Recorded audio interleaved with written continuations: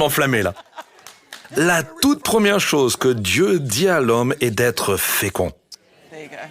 La première loi mentionnée, c'est ce qu'il attend de vous. Soyez fécond.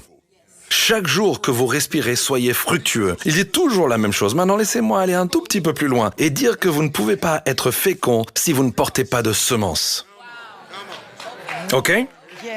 Donc, quand vous commencez à parler du destin, le destin ne commence pas avec le fruit. Il commence avec la semence.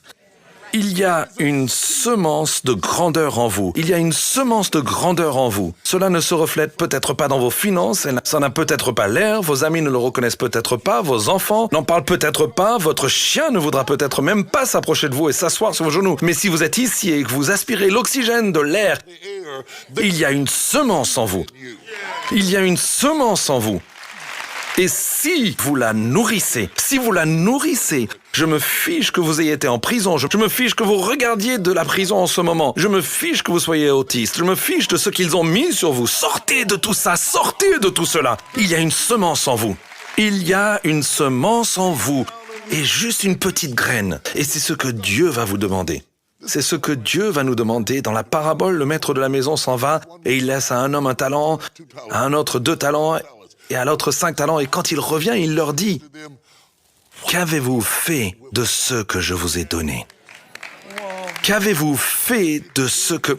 Ils ont parlé de tout ça et je ne veux pas entendre parler de ce que votre mère a fait.